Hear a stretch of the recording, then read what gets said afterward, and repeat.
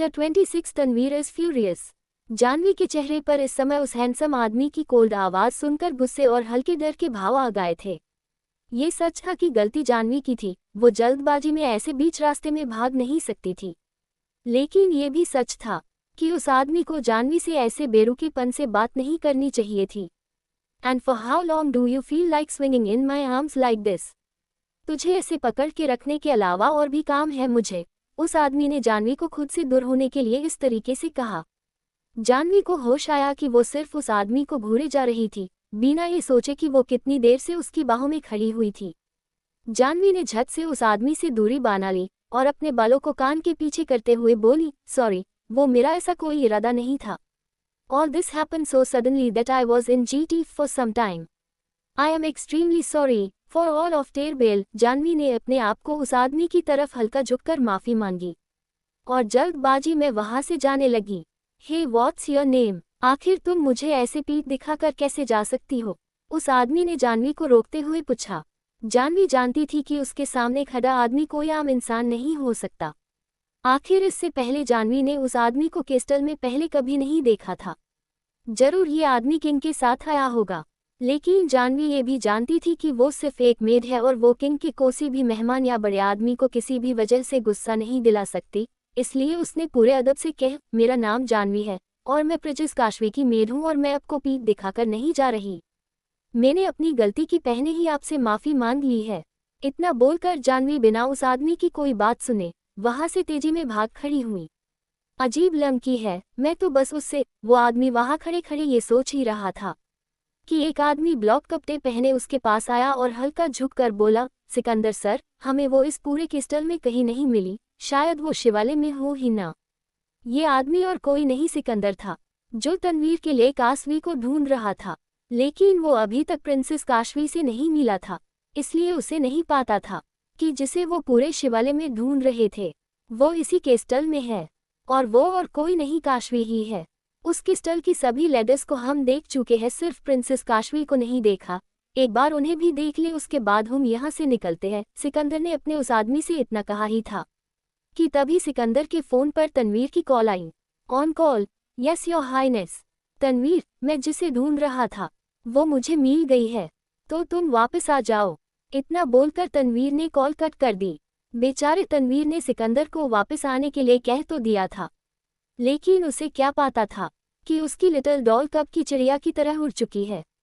वहीं दूसरी तरफ अर्थव मोहिनी को घूर के देख रहा था। प्रिंस अर्थव, मुझे पता चला कि काशवी और आपकी शादी टूट गई है और अब आपकी शादी अलीशा से होगी, मोहिनी ने अर्थव से कहा। क्या मैंने किसी से कहा कि मैं अलीशा से शादी करूंगा? नहीं ना, तो आपको कहाँ से सुनने को मिल गया? वैसे भी मैं किसी भी कीमत पर काशवी और मेरी शादी टूटने नहीं दूंगा। मैं काशवी को ही अपनी वाइफ बनाऊंगा। अर्थव ने ये बोलते हुए मोहिनी से नजरें घुमाकर काशवी की तरफ कर ली। अर्थव की बात सुनकर अलीशा का चेहरा गुस्से से लाल पीला हो गया और काशवी के चेहरे पर जोर की हंसी दिखने लगी। क्या कहा तुमने? तुम मुझसे शादी करके रहोगे? अगर मुझे ठीक से याद है तो तुम वही अर्थव हो ना जो मुझसे पीछा छुड़ाने के लिए दिन रात फड़फड़ाते रहते थे। So now why did you suddenly start have the epileptic urge to marry me? Kashvi के चेहरे पर ये बोलते हुए अब डेविल स्माइल आ चुकी थी। अर्थव को एहसास था कि उसने काशवी के साथ पहले की इतना खराब बिहेव किया है, लेकिन उसे इस बात की बिल्कुल उम्मीद नहीं थी कि काशवी इस तरीके से अपने आप को बदल लेगी। Kashvi, I am really sorry, right now I M ashamed of my actions, please forgive me. आगे से कभी मैं तुम्हें कोई शिकायत का मौका नहीं दूंगा। अर्थव, जो अपनी बड़ी से बड़ी गलती पर भी किसी से माफी नहीं मांगता था, आज काशवी से माफी मांग रहा था, वो भी उसके सामने अपने घुटनों के बल बैठ कर। आखिर अर्थव में इतना चेंज कैसे आ गया, जो अभी कुछ देर पहले तक किंगसोम के सामने भी काशवी की इंसल्ट कर रहा था, अब वो काशवी के सामने माफी मांग रहा था। कहीं अर्थव को काशवी से प्यार तो नहीं हो गया था, लेकिन अचानक ये कैसे हो सकता है? जिस काशवी ने अर्थव को अपने पूरे दिल से चाहा था वो तो अब मर चुकी थी, और इस वक्त जो काशवी उसके सामने खड़ी थी वो तो चाह कर भी अर्थव जैसे इंसान के प्यार में नहीं पड़ सकती थी। जस्ट कट द क्रप, तुम्हारी ये माफी अब किसी काम की नहीं है। वैसे भी अब मुझे तुम में कोई इंटरेस्ट नहीं है, तुम्हारे जैसे प्रिंस के लिए मेरी बहन अलीशा ही बेस्ट मैच है। काशवी ने अर्थव को बड़े ही कुल तरीके से रिजेक्ट कर दिया। इतने देर में जानवी भी वहां आ पहुंची, जिसने अपने हाथ में एक डिब्बी छिपा रखी थी। जानवी ने काशवी को देखकर इशारा किया, जिसे समझकर काशवी के चेहरे पर शैतान से भी बड़ी हंसी आ गई। उनसे अपने कदमों को मोहिनी और अलीशा की तरफ बढ़ाया, जो प्रिंस अर्थव को काशवी से ऐसे माफी मांगते देखकर शोक के साथ वे स्टेज पर पहुंच गई थी। My foxy stepmother and sister, what happened? Have ruined your feast. Even after that both of you are standing still like wet cats. तुम तो मुझे पेनिशमेंट दिलवाने वाली थी। डैड से क्या हुआ इतने में ही डर गई। काशवी की आवाज में मोहिनी और अलीशा को उकसाने वाले शब्द साफ झलक रहे थे, जैसे वो उन दोनों को जानबूझकर गुस्सा दिला रही हो, जिसके चलते मोहिनी और अलीशा हमेशा की तरह किंग सोम के पास जाकर काशवी को पेनिश करने के लिए बोले। काशवी की बात सुनकर पहले से ही गुस्से और बदले की आग में झूल रही मोहिनी और अलीशा ने बिल्कुल वैसे ही रेस्ट किया जैसा कि काशवी चाहती थी। मॉम, ये मनहूस बार बार अपनी लाइन क्रॉस कर रही है, हमें डैड के पास जाकर इसे सुकोड़े मारने को कहना चाहिए। वो सुकोड़े कोई और नहीं, मैं खुद इसे मरूंगी, अलीशा ने मोहिनी के कान में ये कहा और सोम के कमरे की तरफ रोते हुए बढ़ गई। वहीं दूसरी तरफ तनवीर जब वहां पहुंचा तो उसने देखा कि उनसे जिन गार्ड्स को अपनी लिटिल डॉल की सेफ्टी के लिए गेट पर रखा था, वो बुरी तरह दर्द से गलियारे में लौट रहे थे। तनवीर ने उन सभी गार्ड्स में से किसी से कुछ नहीं पूछा और भागते हुए वो रूम के अंदर गया। रूम में उसकी लिटिल डॉल को ना देखकर तनवीर के चेहरे पर कोल्डनेस छा गई और उसकी नीली आंखों में गुस्सा आंख बनकर दिखाने लगा। Who dares to kill my guards and take away my little doll? Tanveer की तेज आवाज कोल्डनेस को चीरते हुए उस कमरे में गूंज उठी। तारांकन, my cute readers, thank you आपके कमेंट के लिए। आपको नहीं पता लेकिन आपके कमेंट से मुझे बहुत खुशी मिलती है। 27 शिवाले पर अटैक करने की तैयारी। तनवीर की आंखों में गुस्से का सैलाब उमड़ रहा था। उसे इस समय अपनी लिटिल डॉल को वहां ना देखकर यही लग रहा था कि उसके किसी एनिमी ने बाहर बेहाल पड़े गार्ड्स पर अटैक करके काशवी को किडनैप कर लिया है। तनवीर ने एक बार भी उन गाइस से ये जानने की कोशिश नहीं की कि आखिर यहाँ हुआ क्या था। अगर कोशिश करता तो शायद जान जाता कि उन गार्ड्स पर किसी और ने नहीं, उसकी लिटिल डॉल ने ही अटैक किया था। लेकिन इस समय तनवीर के दिमाग में ये ख्याल दूर दूर तक नहीं आ सकता था कि उसकी लिटिल डॉल ऐसा कुछ कर सकती है। आखिर तनवीर के वेल ट्रेन गाइस को गंदे कपड़े की तरह थोमरना और उसके बाद उन्हें दोबारा उठने के लायक न छोड़ना, ये कोई मामूली सी लड़की कैसे कर सकती थी। जिन गाइस को हराने के लिए दुश्मनों की बेस्ट टीम भी कोशिश करके देख चुकी हो, लेकिन फिर भी कामयाब नहीं हुए। काशवी ने उन सबको अकेले ही छठी का दूध याद दिला दिया था। तनवीर इस समय इतना गुस्से में था कि उसे एहसास भी नहीं हुआ और उसके राइट हैंड में आग जलने लगी, बिल्कुल वैसे जैसे जंगल में काशवी को बचाने के लिए उसके हाथ में आग जल रही थी।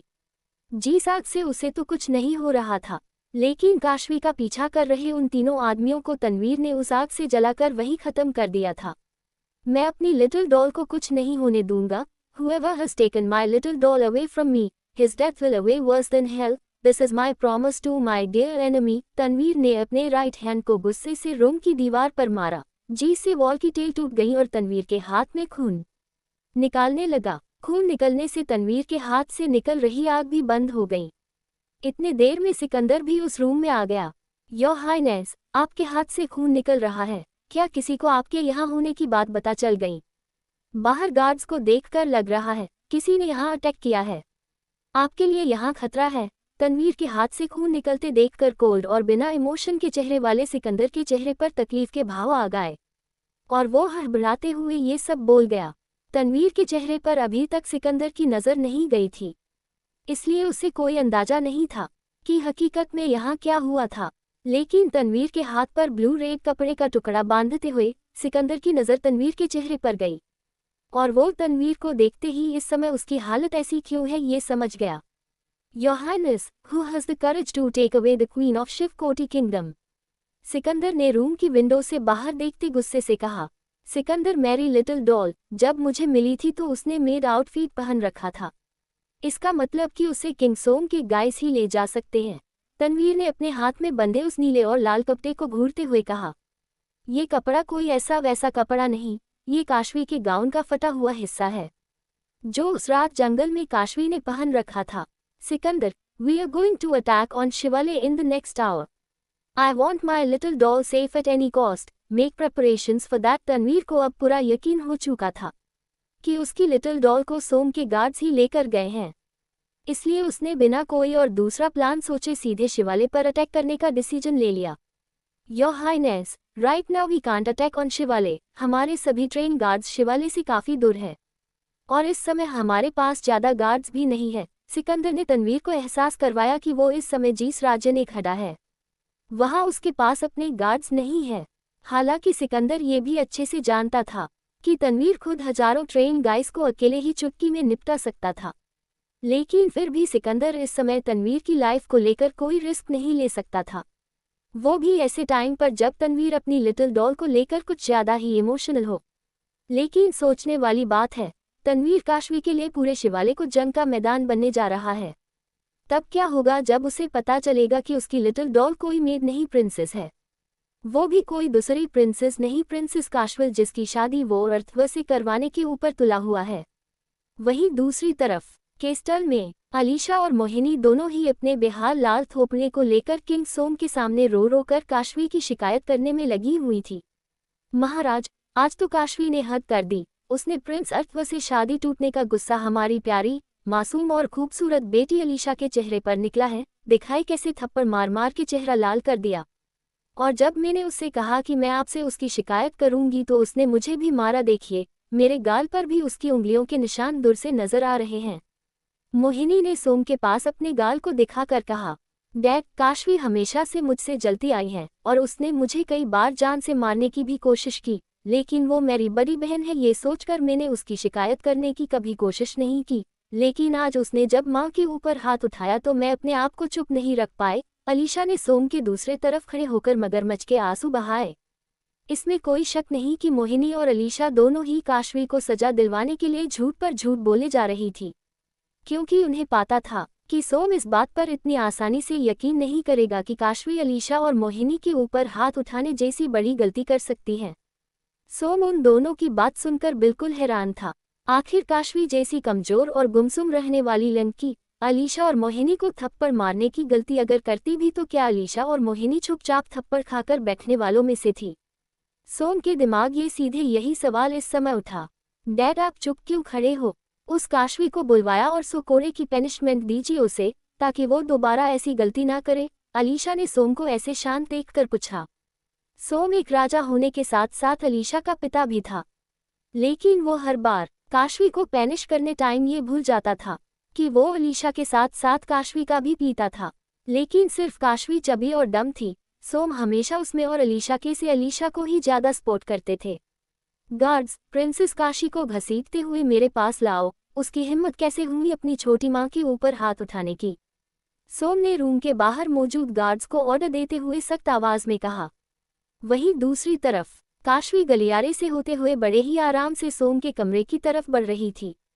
ठीक उसके पीछे जानवी और क्यूटी चल रहे थे, लेकिन कोई और भी था जो इतनी साफ इंसल्ट होने के बाद भी काशवी के पीछे चल रहा था, और वो कोई और नहीं प्रिंस अर्थव था, जो काशवी को छोड़कर जाने का नाम ही नहीं ले रहा था। क्यूटी ने काशवी से कहा, काशवी, इस अर्थव को देखकर तो लगाता है ये अब तुम पर पूरी तरह लहू हो चुका है, क्यों ना तुम इससे शादी करके यही सेटल हो जाओ। क्यूटी की बात सुनकर काशवी ने क्यूटी के गाल को जोर से खींच दिया। तुम्हारी इन सब बातों के लिए टाइम नहीं अभी मेरे पास, अभी मुझे अपना द बेस्ट रिवेंज लेना है। चलो तुम्हें कुछ ही देर में एक छोटा सा नमूना दिखाती हूँ। उद्धरण चिन्ह। आपके कमेंट्स के लिए थैंक यू वेरी मच। आप सभी के लिए मैं इस स्टोरी के डेली 2 चैप्टर अपलोड करूंगी, और कल वैलेंटाइन डे है तो काशवी और तनवीर को भी कुछ अच्छा गिफ्ट मिलेगा। 28 the best revenge. Useless girl, how dare you slap your mother and sister. ना कोई सवाल ना जवाब, सोम ने काशवी को बिना देखे उसके रूम में एंटर होते ही गुस्से से ये शब्द बोले। लेकिन काशवी अपने चेहरे पर एक ईवल स्माइल ले सोम की बैंक को घूर रही थी। अपनी माँ और सिस्टर को थप्पड़ मारने जैसे क्राइम किया है तुमने, you know what it's punishment is. Som ने अपने गुस्से से भरे चेहरे को काशवी की तरफ घुमाया।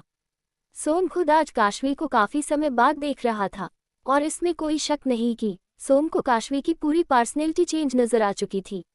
आज से पहले जब भी सोम काशवी से ऐसे गुस्से में कुछ भी बोलता था तो वो डर के मारे अपने घुटनों पर बैठकर माफी मांगने लगती थी, लेकिन आज तो काशवी के चेहरे पर न तो डर था और न ही सोम या अलीशा से माफी मांगने का इरादा।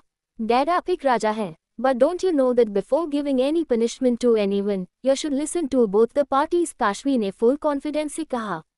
और सोम की आंखों में हैरानी को और बढ़ाते हुए आगे बोली, किंग सोम, आपने बिना मुझसे कोई भी सवाल किए मुझे अपराधी जैसा नाम दे दिया।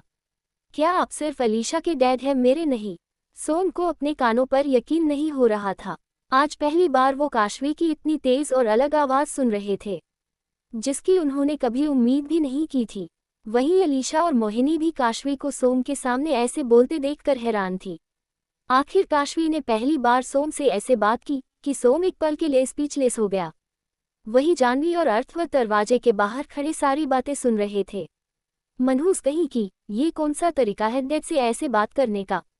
अपनी जवान को औकात में रख, नहीं तो इसे खींच के तेरी बोलती हमेशा के लिए बंद कर दूंगी। मौके का फायदा उठाते हुए मोहिनी ने सोम के गुस्से को भड़काने के लिए आग में घी डालने का काम किया। मोहिनी काशवी की तरफ गुस्से से उसे मारने के लिए बढ़ रही थी। रुक, मैं तुझे अभी सबक सिखाती हूँ, मोटी भद्दी कहीं की। लेकिन वो इस समय ये भूल गई थी कि वो सोम के सामने हमेशा जो बेचारी और सीधी साथी बनने का नाटक करती रहती थी, उसकी ऐसी बातों से और हरकतों से सोम के सामने उसका मुखौटा हट जाएगा। काशवी के गाल पर मोहिनी थप्पड़ मरती उससे पहले काशवी की मां आरती जी ने उसके हाथ को पकड़कर उसे दूर किया और एक उल्टा हौंद का थप्पड़ उसी के गाल पर जड़ दिया, जिसकी वजह से मोहिनी फ्लो पर गिर गई। काशवी अपनी मोम को वहां देखकर खुश हो गई। आखिर आज उसे पहली बार लग रहा था कि माँ की प्रोटेक्शन कितना अच्छा और सेफ फील करवाती है।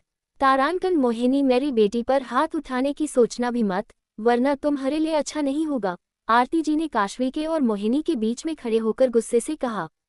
तारांकन महाराज, देखिए ना, पहले बेटी ने मारा और अब माँ ने। आपने देखा आपकी पहली पत्नी और बेटी, हम दोनों माँ बेटी के साथ कैसा व्यवहार कर रही है।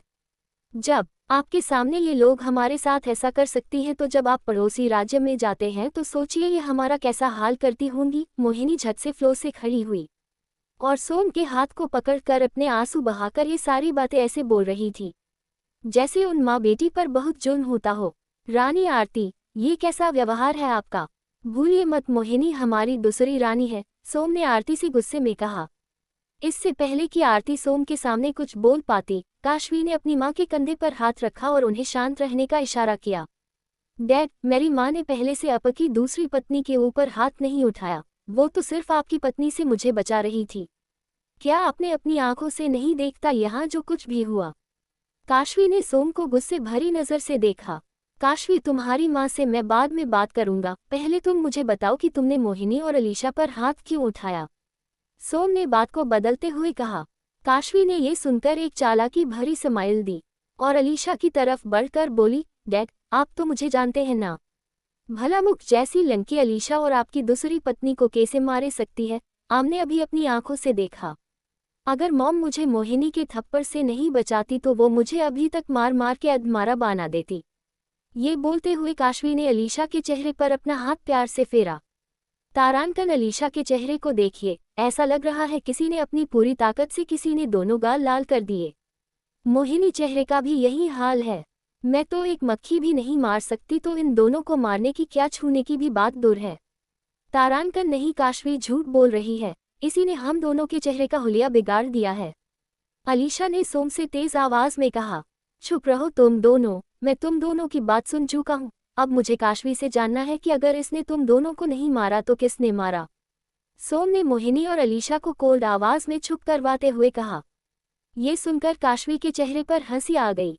डैड, आज शाम जब मैं अपने कमरे में बैठी थी तो मैंने अपने कमरे की विंडो से मोहिनी और अलीशा को बारिश में पूरी तरह भीगा हुआ और चेहरे को बेहाल हालत में लेक स्टल में आते देखा।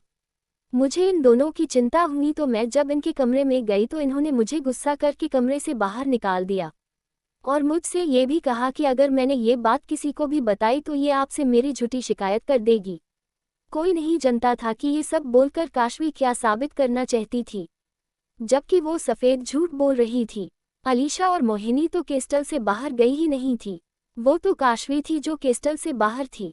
तो तुम्हारे कहने का मतलब है कि मोहिनी और अलीशा की ऐसी हालत जिस किसी ने भी की है वो केस्टल के बाहर का इंसान है?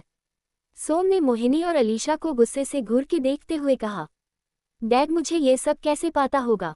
मैंने तो जितना देखा उठना आपको बता दिया, बाकी बातें तो खुद मोहिनी और अलीशा ही बता सकती है। लेकिन हाँ, जब मैं मोहिनी के कमरे से बाहर निकली तो मुझे अलीशा और मोहिनी की कुछ और बातें सुनाई दी। साफ साफ तो नहीं पाता, लेकिन मोहिनी ने किसी को शिवालय के खुफिया रास्तों की खबर भेजने की बात कही थी। काशवी ने ये बोलते हुए सोम को ऐसे देखा जैसे उसकी एक एक बात बिल्कुल सच हो। काशवी के मुंह से लास्ट की बात सुनते ही सोम की एक बोझ चढ़ गई और उसकी नजरों में मोहिनी के लिए जैसे सवालों का सैलाब उमड़ आया। काशवी, आरती, आप दोनों अपने अपने कमरे में जाए, सोम ने मोहिनी और अलीशा की तरफ तीखी नजरों से देखते हुए बेहद कोल्ड वॉइस में कहा।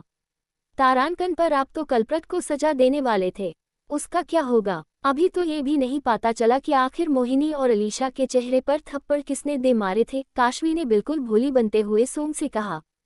काशवी, मुझे पता चल चुका है किसने किया है इन दोनों का ये हाल, सोम ने मोहिनी के बालों को अपनी मुट्ठी में भरकर मिसमिसाते हुए कहा। एक चैप्टर अभी बाकी है, वेलनेटाइन दिस पिस्टल। 29 सेंसिटिव किस। काशवी के होठों पर डेविल स्माइल थी और चेहरे पर जंग जीतने वाली चमक। ऐसा कहना गलत नहीं होगा कि इस काशवी ने अलीशा और उसकी मां मोहिनी को ऐसे जान में फंसा दिया था। जी से निकले कि वो चाहे कितनी ही कोशिश क्यों ना कर ले, मकड़ी के जाल में फंसी मक्खी की तरह वो उसमें और जकड़ती जाएंगी। Kashvi, don't make me repeat, मुझे इन दोनों से कुछ जानना है। तुम जाओ अपने कमरे में। सोम ने साइड में लगे बड़े से वार्ड से एक चाबुक निकाला, जिसे देखकर काशवी ने अलीशा और मोहिनी की तरह तरस भरी नजरों से देखा। तारांकन, whatever is going to happen to you today, that is just a small sample. I will slowly take revenge from you both for what you both did to innocent Kashvi. Kashvi की आंखों में ये सोचते हुए अलीशा और मोहिनी के लिए नफरत साफ झलक रही थी। काशवी का मन तो था कि वो अपनी आंखों से आगे होने वाला तमाशा देखे, लेकिन वो कुछ ऐसा जानती थी जिससे उसे पता था कि सोम काशवी या और किसी को वहां नहीं रुकने देगा। काशवी ने अपनी मां आरती जी का हाथ पकड़ा और प्यार से बोली, मॉम, चलिए, यहाँ शोर काफी बढ़ने वाला है। आरती जी ने अपने हस्बैंड सोम को उस हॉन्टर के साथ देखा और हल्की दबी हुई आवाज में बोली, बेचारी माँ बेटी। कुछ देर बाद सोम के कमरे का गेट गार्ड्स ने बंद कर दिया और उसके तुरंत बाद जोर जोर से चिल्लाने की आवाजें आने लगी, जिसे सुनकर बाहर खड़ी अलीशा की दोनों चमचियां एक दूसरे से चिपककर डर से कांपने लगी। रिया, ये कैसे हो गया? आज पासा उल्टा कैसे पड़ गया? महक ने डरते हुए कहा। तारांकन, महक, मैं भी वही सोच रही हूँ, आज शिकारी खुद शिकार बन गया। अच्छा हुआ जो हम दोनों ने काशवी को भड़काया नहीं, वरना आज हमारी खाल पर भी कोड़े पड़ रहे होते, रिया ने महक की बात में हामी भरते हुए कहा।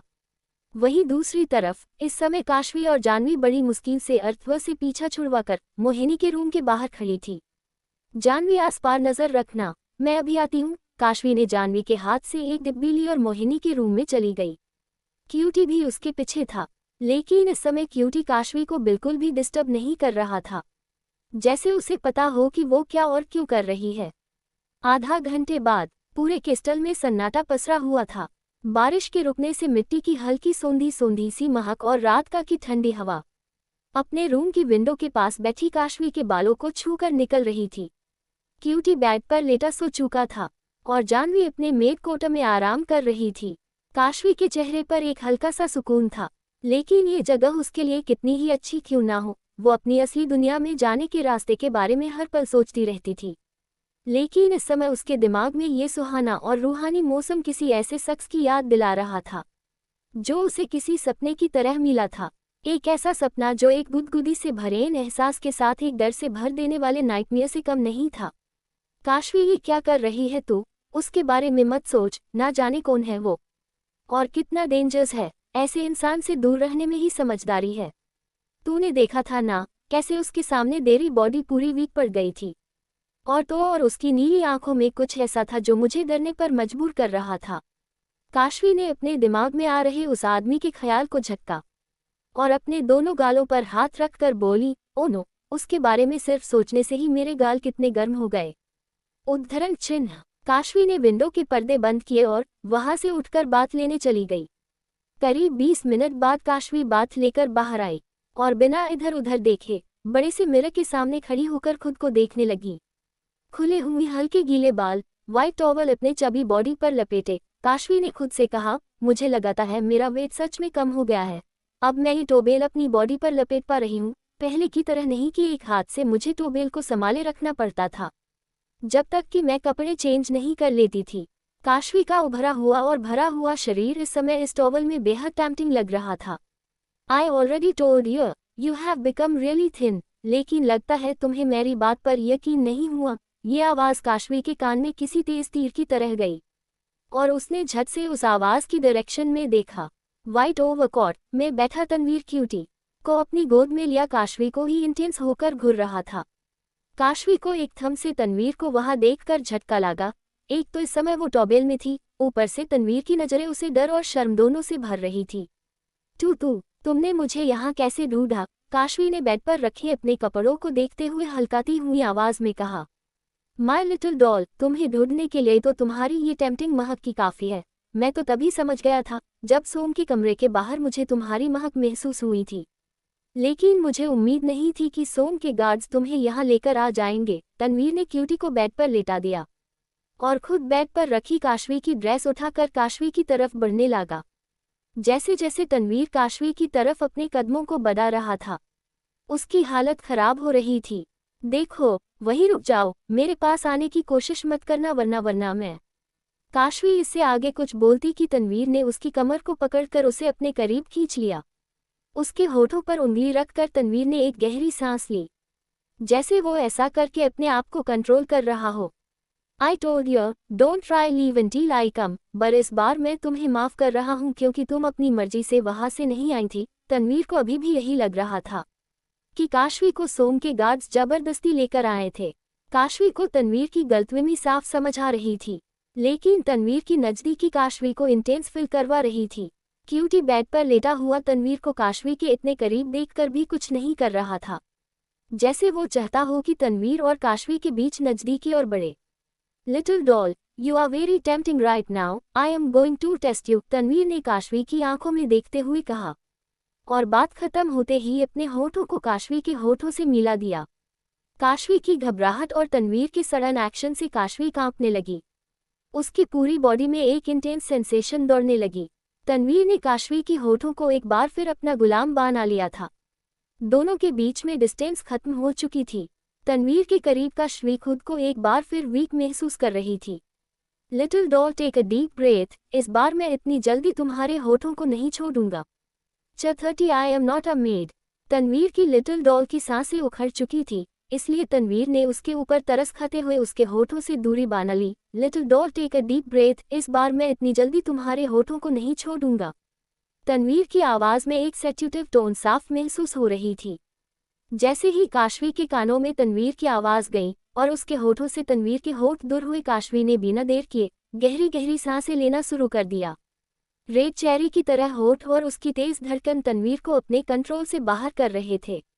तनवीर की कोल्ड एंड फ्लिंटी आइज काशवी के पूरे बदन को बिन हाथ लगाए छू रही थी।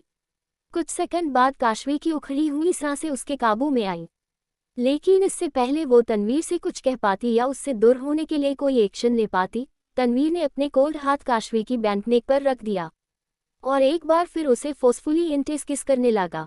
इस बार काशवी ने तनवीर को खुद से दूर पुश करने की कोशिश में अपनी बॉडी पर लिपटे व्हाइट टॉवल को खो दिया। मतलब कि अब वो टॉवल काशवी की बॉडी पर नहीं, फ्लो पर गिरा हुआ दिख रहा था। काशवी को इस बात का एहसास हो चुका था, लेकिन तनवीर की आंखें इस समय बंद थी क्योंकि वो काशवी को पूरे इंटेस होकर किस कर रहा था, इसलिए उसने काशवी को नहीं देखा। काशवी की आंखों में अपनी हल्का देखकर आंसू भर चुके थे। ना तो वो तनवीर को खुद से दूर पुश कर पा रही थी और ना ही वो उस टॉवल को फ्लो से उठा पा रही थी। I can't let myself be humiliated in front of this scoundrel. Kashvi को अपनी कमर की तरफ तनवीर का हाथ महसूस हुआ। उसने तनवीर के हाथ को रोकने की बहुत कोशिश की, लेकिन वो तनवीर को खुद को छूने से नहीं रोक पा रही थी। काशवी के पास और कोई रास्ता नहीं था, इसलिए उसने अपनी पूरी ताकत से तनवीर के होठों को काट लिया। आह! तनवीर के होठों से खून निकलने लगा। वो काशवी के होठों से दूर हुआ, लेकिन इससे पहले तनवीर की नज़र काशवी की बॉडी पर पड़ती, काशवी ने उसकी आंखों पर हाथ रख दिया और गहरी गहरी सांसें लेते हुए बोली, अपनी आंखें बंद रखना, मेरा टॉवल नीचे गिर गया है। ये बोलते हुए काशवी ने जैसे अपने ऊपर खुद ही मुसीबत को इनवाइट कर दिया हो। एक तो तनवीर इतना ज़्यादा आउट ऑफ कंट्रोल था, ऊपर से अब उसके दिमाग में काशवी को ऐसी हालत में देखने का नशा चढ़ गया। वाह लिटिल डॉल, मैंने तो सिर्फ अभी तुम्हारे होठों को छूने का सोचा था। लेकिन तुम्हें तो मेरा लालच बढ़ा दिया। Now I want to test something else, let me begin, Tanveer ने अपने होठों पर जीभ फेरते हुए इंटेंस होकर कहा, और काशवी के हाथ को अपनी आंखों के ऊपर से हटाने लगा। काशवी की डर के मारे हालत गंभीर हो गई। आखिर वो अब बच्ची नहीं थी, उसे तनवीर की बात का मतलब साफ समझ आ चुका था। जस्ट स्टॉप, आखिर तुम जानते भी हो तुम किसके साथ ये हरकत करने की क्राइम कर रहे हो। अगर अपनी जान की सलामती चाहते हो तो मुझसे दूर रहो। काशवी की आवाज़ में घबराहट का तड़का साफ पता चल रहा था।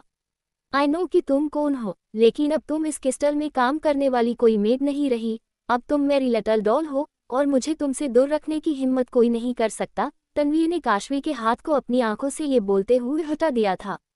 अब उसकी आंखों के सामने उसकी लिटिल डॉल उसे साफ नजर आ रही थी, जिसने फ्लो से अपना टॉवल उठाकर अपनी चेस्ट को ढक लिया था। काशवी की आंखें तनवीर की नीली आंखों को गुस्से से खुर रही थी। आई एम नॉट अ मेड, तो फिर ये मुझे इस क्रिस्टल में काम करने वाली मेड क्यों समझ रहा है? क्या सिर्फ इसलिए क्योंकि जब मैं इसे मिली थी तो मैंने मेड का आउटफिट पहन रखा था? काशवी ने तनवीर को घूरते हुए खुद से ये सवाल किया। लिटिल डॉल, मुझे ऐसे मत देखो, बड़ी मुश्किल से मैंने खुद को कंट्रोल किया हुआ है। अगर मैंने अपना कंट्रोल खो दिया तो दर्द तुम झेल नहीं पाओगी। तनवीर ने ये बोलते हुए अपने होठ काशवी की गर्दन पर रख दिए। आखिर तुम हो कौन और मुझसे क्या चाहते हो? Tell me damn it, Kashvi ने जोर से चिल्लाकर तनवीर से पूछा। शू, रात हो चुकी है लिटिल डॉल, सब सो रहे हैं। इतना जोर से चिल्लाओगी तो उनकी नींद टूट जाएगी। क्या तुम चाहती हो कि हमारे इतने रोमांटिक पल को कोई खराब करे? तनवीर ने काशवी से दूर होते हुए कहा, और एक सार्कास्टिक स्माइल के साथ काशवी को उसकी ड्रेस देते हुए अपनी पिठ उसकी तरफ घुमा कर बिला, जल्दी चेंज कर लो, अब मैं तुम्हें बाद में टेस्ट करूंगा। काशवी ने बिना देर किए उस ड्रेस को तेज फेड में पहन लिया। This is a right time, इसका ध्यान इस तरफ नहीं है, इसके सर पर मारकर इसे बेहोश कर देती हूँ। काशवी ने साइड में रखे फ्लावर वास को उठाया और तनवीर के सर पर मारने ही वाली थी कि तभी क्यूटी ने तनवीर के पैर में काट लिया, जिसकी वजह से तनवीर फ्लोर पर नीचे झुक गया। ये देखकर काशवी ने दोबारा तनवीर को मारने के लिए उसके ऊपर निशाना लगाया, लेकिन इस बार तनवीर ने काशवी को अपनी नीली आंखों से डरा दिया। लिटिल डॉल, बैड मैनर्स, किसी के ऊपर पीछे से वार नहीं करते, चलो इसे वापस रखो। तनवीर की कोल्ड आवाज़ ने काशवी को एक पल के लिए फ्रिज कर दिया। तुम्हारे इस अजीब से पालतू जानवर ने मुझे काट लिया और तुम मुझे मारना चाहती हो? आखिर तुम अपने हस्बैंड को मारने के बारे में कैसे सोच सकती हो? तनवीर ने क्यूटी को हवा में अपने हाथ में ऊपर की तरफ उठाकर काशवी से कहा। हस्बैंड, ये क्या बकवास है, और तुम मेरे हस्बैंड कब बन गए? काशवी ने अपनी हैरनी को गुस्से में बदलते हुए कहा, जब मैंने तुम्हें पहली बार देखा उसी टाइम तुम मेरी वाइफ बन गई, तो उस हिसाब से मैं हुआ ना तुम्हारा हस्बैंड। तनवीर ने काशवी को अपने पास बेड पर खींचकर कहा, अपनी ये बुलशिट बंद करो और मुझे साफ साफ बताओ कि आखिर तुम मुझसे क्या चाहते हो। मुझे अच्छे से याद है तुमने कहा था कि मेरे पास कुछ ऐसा है जो तुम्हें चाहिए, तो मुझे बताओ क्या है वो चीज़, मैं तुम्हें दे देती हूँ, उसके बाद तुम मेरा पीछा छोड़ दो। काशवी ने तनवीर की बात याद करते हुए कहा, जो मुझे चाहिए वो बेशक तुम्हारे ही पास है, but you can not give the thing to me even if you want. वो चीज़ मैं ही तुमसे ले सकता हूँ, वो भी सिर्फ तुम्हारे करीब आकर। मैं आप सबको धन्यवाद बोलना चाहती हूँ अभी तक मेरी स्टोरी को पसंद करने के लिए। आप प्लीज़ मुझे अपने थॉट बताते रहिए कमेंट के जरिए, ताकि मुझे भी अच्छा लगे।